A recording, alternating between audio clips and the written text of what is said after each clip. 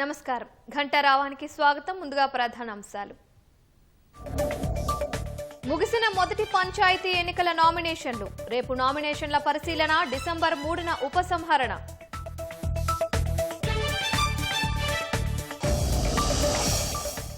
విద్యుత్ ప్రాజెక్టులో 50,000 కోట్ల కుంభకోణం అవాస్తవం. ఉనికి కోసమే బీఆర్ఎస్ ఆరోపణలు చేస్తోందని భట్టి మండిపాటు. తెలంగాణకు మొదటి నుంచి కాంగ్రెస్ పార్టీ విలనే అన్న కేటీఆర్. ఉద్యమంలో లేని వారు ఇప్పుడు విమర్శిస్తున్నారని ధ్వజం.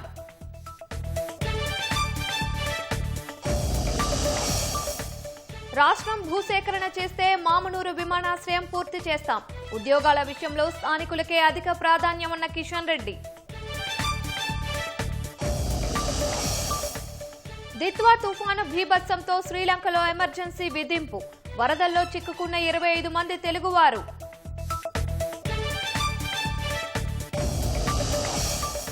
క్షిపణులు, డ్రోన్లతో ఉక్రెయిన్పై విరుచుకుపడ్డ రష్యా. పౌర నివాసాలు, ఇంధన మౌలిక సదుపాయాలే లక్ష్యంగా దాడులు.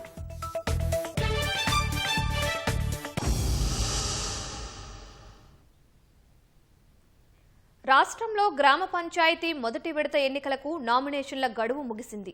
4,236 పంచాయతీలు, 37,440 వార్డులకు నామినేషన్లు స్వీకరించారు.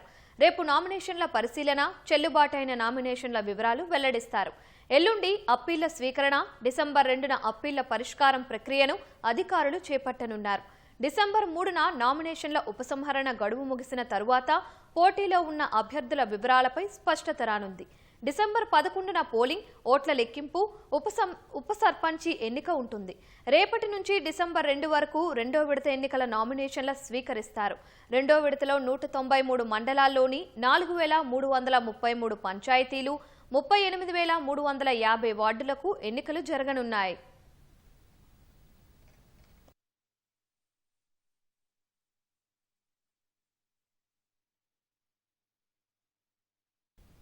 సర్పంచ్ ఎన్నికల్లో పోటీ చేసేందుకు ఓ ఎస్ఐ ఏకంగా వీఆర్ఎస్ తీసుకున్నారు.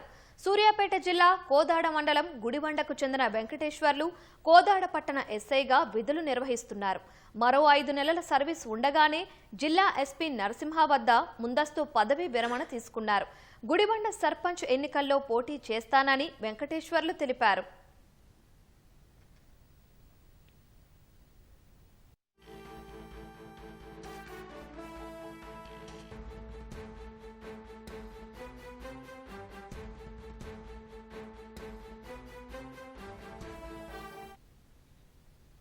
విద్యుత్ ప్రాజెక్టుల్లో కుంభకోణం కుట్ర ఉందంటూ చేసిన ఆరోపణలు శుద్ధ అబద్దమని ఉప ముఖ్యమంత్రి భట్టి విక్రమార్క దుయ్యబట్టారు. రాజకీయంగా ఉనికిని కోల్పోతామనే భయంతోనే బీఆర్ఎస్ ఆరోపణలు చేస్తోందన్నారు. రాష్ట్రంలో విద్యుత్ పరిస్థితి, భవిష్యత్ అవసరాల కోసం సన్నద్ధతను ఉప ముఖ్యమంత్రి Bhatti Vikramarka power point presentation ద్వారా వివరించారు. 2047 నాటికి $3 ట్రిలియన్ ఎకానమీగా రాష్ట్రాన్ని తీర్చిదిద్దాలనే లక్ష్యంతో ప్రభుత్వం ముందుకెళ్తోందని ఆయన చెప్పారు. ఆ దిశగా విద్యుత్ తయారీకి ప్రణాళికలు చేస్తున్నామని భట్టి పేర్కొన్నారు.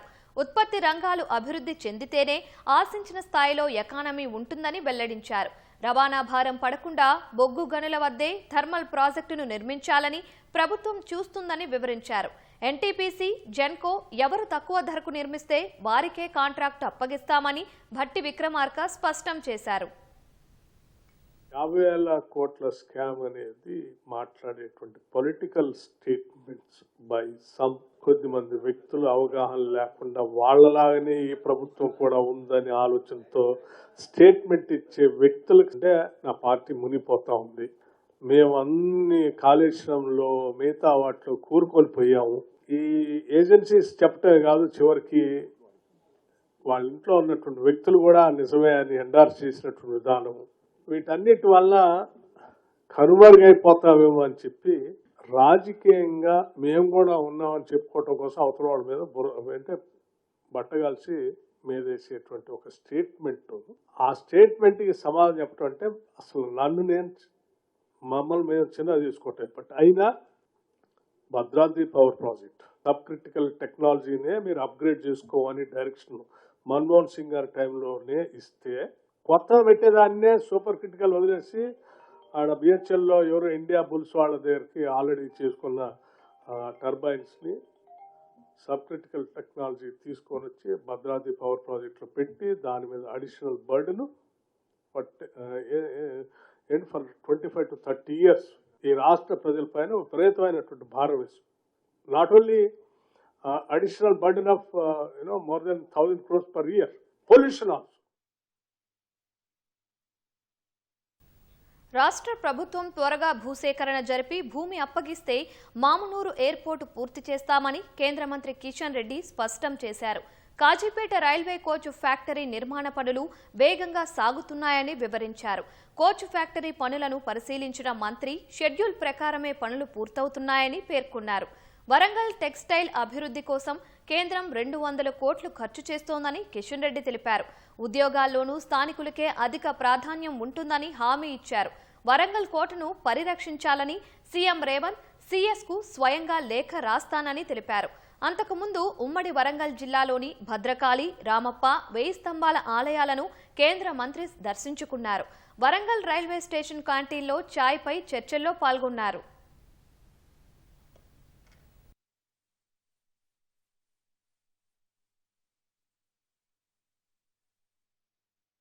అమృత్ పథకం కింద కానీ, హృదయ్ పథకం కింద కానీ, హెరిటేజ్ సిటీ కింద కానీ చేపట్టినటువంటి ప్రాజెక్టుల మీద కూడా స్థానిక ప్రభుత్వ అధికారులతో సమీక్షించాము.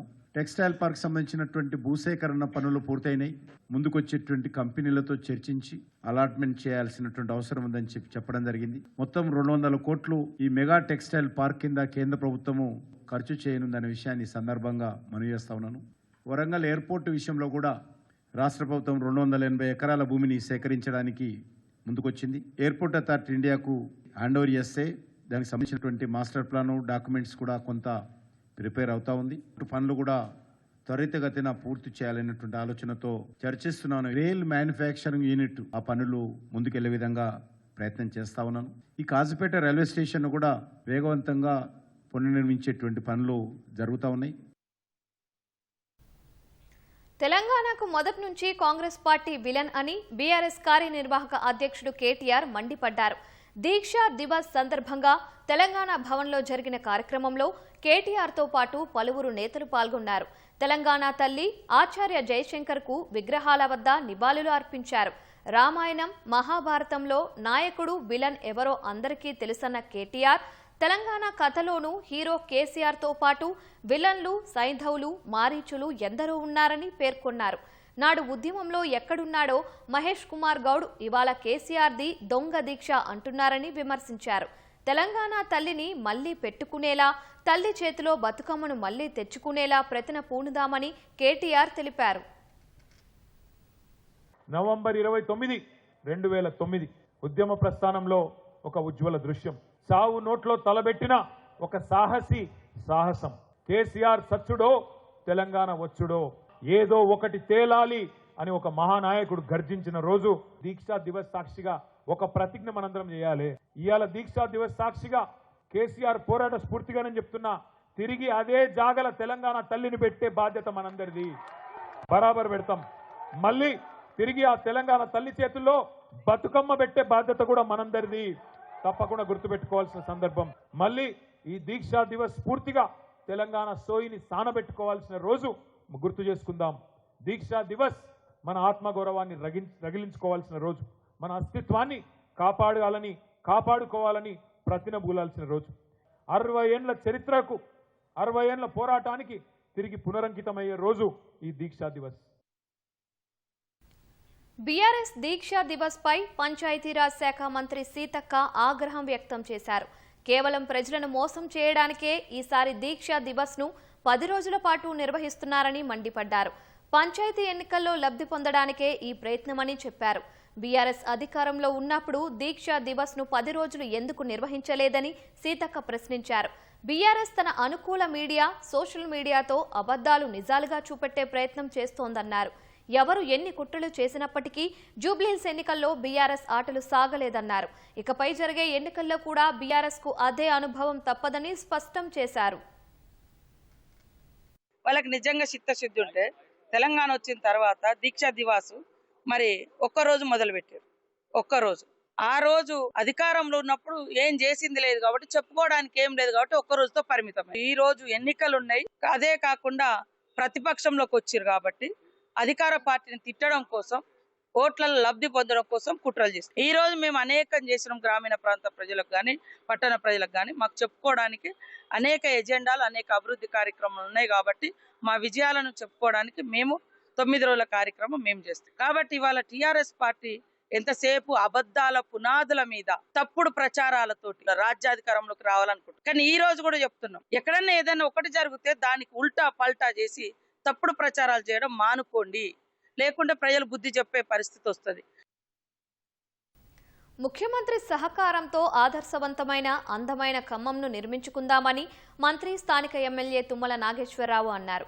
ఖమ్మంలో పలు అభివృద్ధి కార్యక్రమాలకు శ్రీకారం చుట్టిన మంత్రి తుమ్మల నగరాన్ని చూసి ఇతర ప్రాంతాల వాసులు నేర్చుకునే విధంగా అభివృద్ధి చేసుకుందామని ప్రజలకు పిలుపునిచ్చారు.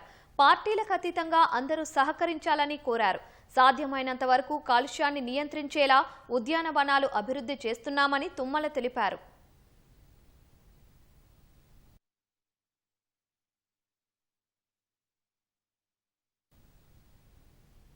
రాష్ట్ర ఖజానా దోచుకోవడానికే జీవో 27 ద్వారా Hyderabad industrial land transformation policy తెచ్చారని బీజేపీ శాసనసభాపక్ష నేత ఏలేటి మహేశ్వర్ రెడ్డి ఆరోపించారు. ఈ పాలసీ పేరుతో సీఎం రేవంత్ రెడ్డి మంత్రులు భూ కుంభకోణానికి తెరలేపారని ఆరోపించారు. ఇదే అంశంపై చర్చించేందుకు అసెంబ్లీ మీడియా పాయింట్ వద్ద ఎదురుచూసినా మంత్రులు ఎవరూ రాలేదని తెలిపారు. ఇక్కడే వారి అవినీతి తెలిసిపోయిందని ఏలేటి అన్నారు. బీజేపీ ఈ అంశంపై న్యాయ పోరాటం చేస్తుందన్నారు. బీఆర్ఎస్ తెచ్చిన పరిశ్రమల పాలసీని వ్యతిరేకించి అధికారంలోకి వచ్చిన కాంగ్రెస్ మళ్లీ వారి బాటలోనే నడుస్తోందని మహేశ్వర్ రెడ్డి మండిపడ్డారు. తెలంగాణ రాష్ట్ర ఖజానాకి 6,30,000 కోట్ల రూపాయల గండి కొట్టి ఏ రకంగా దోచుకునే ప్రయత్నం జరుగుతూ ఉన్నదో మీ ద్వారా నేను చెప్పడానికి సిద్ధంగా ఉన్నానని చెప్పి నేను తెలియజేస్తా ఉన్నాను. ఒకవేళ నేను రుజువు చేయకుంటే నా ఎమ్మెల్యే పదవికి రాజీనామా చేసి రాజకీయ సన్యాసం చేస్తే దానికి మీరు సిద్ధమని అడుగుతా ఉన్నాను.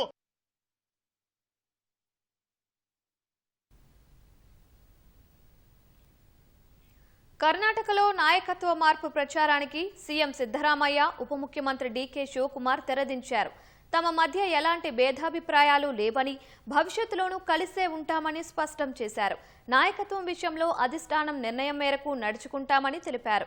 తమ ప్రభుత్వానికి వ్యతిరేకంగా అసెంబ్లీలో బీజేపీ, జేడీఎస్ అవిశ్వాస తీర్మానం ప్రవేశపెడితే సమర్థంగా ఎదుర్కొంటామని చెప్పారు. 2028 అసెంబ్లీ ఎన్నికల కోసం వ్యూహం సిద్ధం చేశామని తెలిపారు.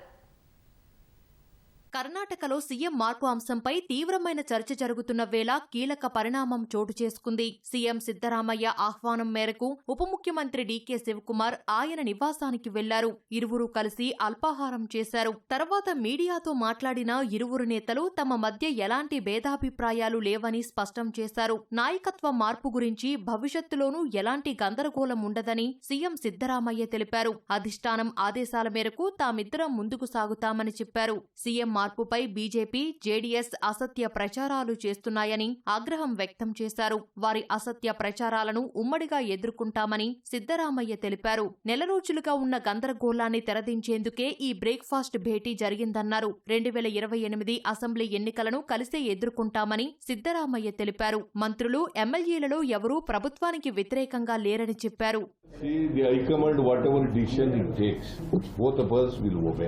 There are no differences between me and D.K. Shivkumar. We face the election, assembly. We have worked out a strategy how to face the BJP and JDS. They are feeling that no confidence motion will be moved. It will also face it. Myself and the President of the KPCC and Deputy Chief Minister, Mr. D.K. Shivkumar, you are united.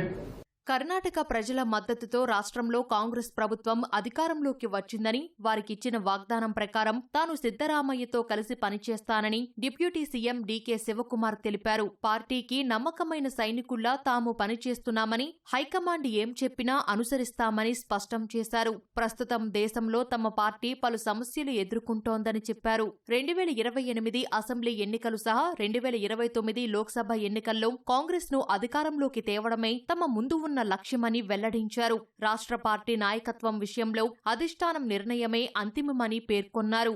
Today, myself and the Honorable Chief Minister, we had a breakfast meeting. Mr. CM is also going to come for a lunch or dinner within next few days to my residence. Today, we discussed the strategy of 8 Assembly session which is going to be held. How to tackle the opposition party. Whatever they do politics, they may try to create a lot of issues. We are ready to answer to them. As far as political issues is concerned, the leadership issue is concerned, we go by my party high command.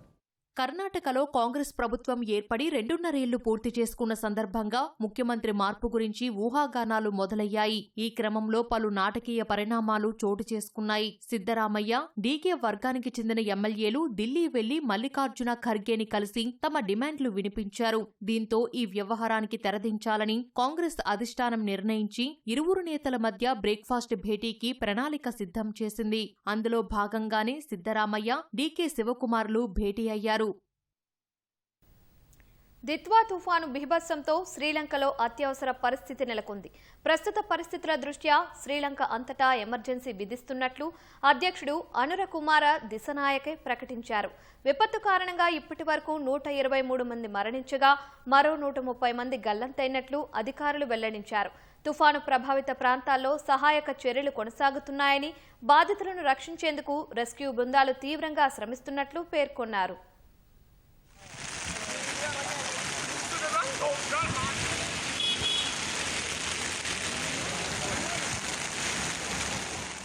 శ్రీలంకలో దిత్వా తుపాను అల్లకల్లోలం సృష్టిస్తోంది. తుపాను కారణంగా పలు ప్రావిన్సులను భారీ వర్షాలు ముంచెత్తాయి.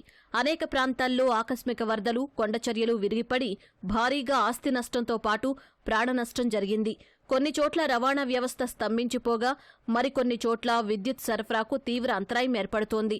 పలు చోట్ల రైల్వే లైన్లు వరదల్లో మునిగిపోవడంతో రైళ్ల రాకపోకలకు ఆటంకం కలుగుతోంది. కొద్ది రోజులుగా కురుస్తున్న ఎడతెరిపిలేని వర్షాల కారణంగా అనేక ఇళ్లు ధ్వంసమైనట్లు శ్రీలంక విపత్తు నిర్వహణ కేంద్రం వెల్లడించింది. దిత్వా తుపాను ఉవా ప్రావిన్సులోని బదుల్లా జిల్లాను అతలాకుతలం చేసినట్లు పేర్కొంది. మొనరాగాల జిల్లాలోని కుంబుక్కన నేషనల్ స్కూల్ పూర్తిగా మునిగిపోయినట్లు అధికారులు వెల్లడించారు. తుపాను కారణంగా విమానాల రాకపోకలకు అంతరాయం కలుగుతున్నట్లు చెప్పారు. కొన్ని విమానాలను భారత్లోని కొచ్చి, తిరువనంతపురం విమానాశ్రయాలకు దారి మళ్లించినట్లు శ్రీలంక ఎయిర్లైన్స్ ప్రకటించింది.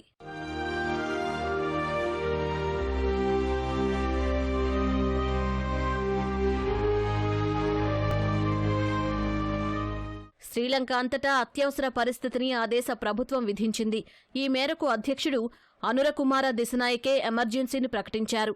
సహాయక చర్యలను వేగవంతం చేసినట్లు వెల్లడించారు. వరదల్లో చిక్కుకున్న వారిని రక్షించేందుకు ఆర్మీ, రెస్క్యూ సిబ్బంది తీవ్రంగా శ్రమిస్తున్నట్లు అధికారులు తెలిపారు. ఇప్పటి వరకు 43,000 మందికి పైగా బాధితులను సురక్షిత ప్రాంతాలకు తరలించినట్లు చెప్పారు. కలయోయ ప్రావిన్స్లోని ఓ ప్రాంతంలో బస్సులో చిక్కుకున్న 68 మందిని ఆర్మీ బృందాలు రక్షించినట్లు పేర్కొన్నారు. వరదల్లో బస్సు మునిగిపోవడంతో దాని పైకప్పు ఎక్కిన ప్రయాణికులు దాదాపు 29 గంటల పాటు అక్కడే చిక్కుకున్నారు. వరదలతో అతలాకుతలమైన శ్రీలంకకు భారత్ ఆపన్నహస్తం అందించింది.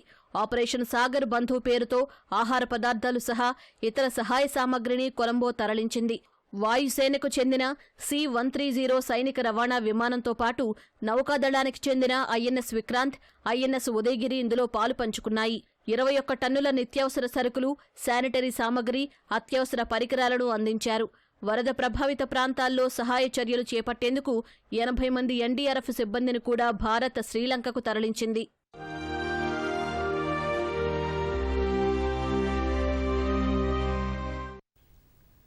థాయిలాండ్లో ఇటీవల కురిసిన భారీ వర్షాలు అపార నష్టాన్ని మిగిల్చాయి. ఈ వరదల వల్ల చనిపోయిన వారి సంఖ్య 162కు చేరగా 35 లక్షలకు పైగా ప్రజలు ప్రభావితం అయ్యారని థాయిలాండ్ విపత్తు నివారణ విభాగం వెల్లడించింది. హాట్యాయ్ ప్రాంతంలో శతాబ్దాల తరువాత ఇలాంటి వరదలు వచ్చాయని అధికారులు తెలిపారు. ఇప్పుడిప్పుడే థాయిలాండ్లో పరిస్థితులు అదుపులోకి రాగా అధికారులు వరద నష్టాన్ని అంచనా వేస్తున్నారు. ఇంకా సహాయక చర్యలు కొనసాగుతున్నాయి. వరదలు తీవ్ర ప్రభావం చూపిన హాట్యాయ్ నగరంలో ఎక్కడ చూసినా గుంతలు పడ్డ రోడ్లు, నిలిచిపోయిన వాహనాలు, ధ్వంసమైన దుకాణాలే కనిపిస్తున్నాయి. వర్షాలు తగ్గడంతో ప్రజలు తిరిగి వారి నివాస స్థలాలకు వెళ్తున్నారు. వరద కారణంగా ఇళ్లల్లో వస్తువులు, ఫర్నిచర్ ధ్వంసమవడాన్ని చూసి కన్నీరు మున్నీరుగా విలపిస్తున్నారు.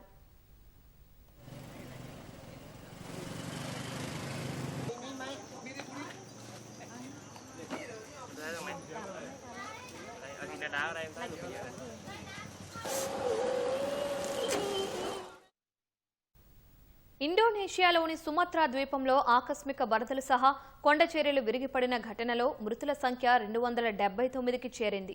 మరో 174 మంది గల్లంతయ్యారు. ఉత్తర సుమత్రా ప్రావిన్స్లో కొండచర్యలు విరిగిపడి ఓ గ్రామం మట్టిలో కూరుకుపోయింది. వారం రోజులుగా కురుస్తున్న భారీ వర్షాలకు స్థానిక నదులు ఉగ్రరూపం దాల్చాయి. 28,400 మంది పునరావాస కేంద్రాల్లో తలదాచుకుంటున్నారు. వరద ప్రభావిత ప్రాంతాలకు భారీ యంత్రాలను తీసుకెళ్లే పరిస్థితి లేనందున సహాయ చర్యలకు ఆటంకం ఏర్పడుతోంది. చాలా చోట్ల రహదారులు తెగి సహాయ బృందాలు అతి కష్టం మీద ప్రభావిత ప్రాంతాలకు వెళ్లాయి. సహాయ బృందాలు చేరుకోలేని ప్రాంతాలకు విమానాల ద్వారా సామగ్రిని తరలిస్తున్నారు.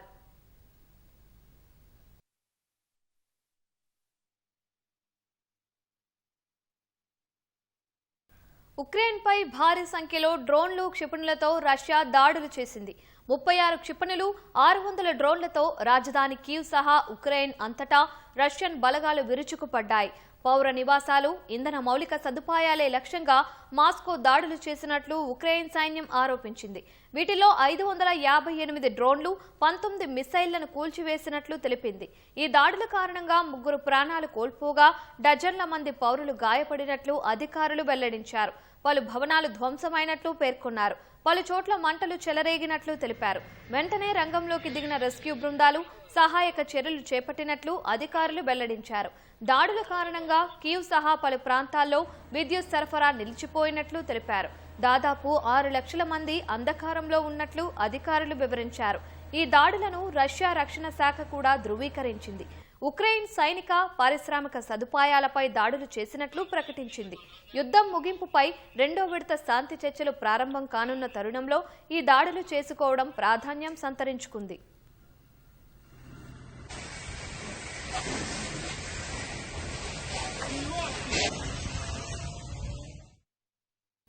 ఆస్ట్రేలియా ప్రధాని ఆంథోనీ ఆల్బనీస్ 62వ ఏట రెండో వివాహం చేసుకున్నారు. ఆయన తన చిరకాల స్నేహితురాలు జోడీ హైడెన్ను పరిణయమాడారు. అంధకారంలో ఉండి అధికారంలో ఉండి వివాహం చేసుకున్న ఆస్ట్రేలియా తొలి ప్రధానిగా ఆంథోనీ నిలిచారు. కాన్ బెర్రాలోని ఆంథోనీ అధికారిక నివాసంలో కుటుంబ సభ్యులు, అత్యంత సన్నిహితుల సమక్షంలో ఈ పెళ్లి జరిగింది. ఆ దృశ్యాలను సామాజిక మాధ్యమం ఎక్స్ ద్వారా ఆయన పంచుకున్నారు. అందులో ఆంథోనీ తన జీవిత భాగస్వామి చేతిని పట్టుకుని నడుస్తున్న దృశ్యాలు ఉన్నాయి. గతేడాది వ్యాలంటైన్స్ డే సందర్భంగా ఆంథోనీ ప్రపోజ్ చేశారు. ఆస్ట్రేలియా ప్రధాని ఆంథోనీకి ఇది రెండో వివాహం. 2019లో ఆయన భార్యకు విడాకులిచ్చారు. వారికి ఓ కుమారుడు ఉన్నాడు.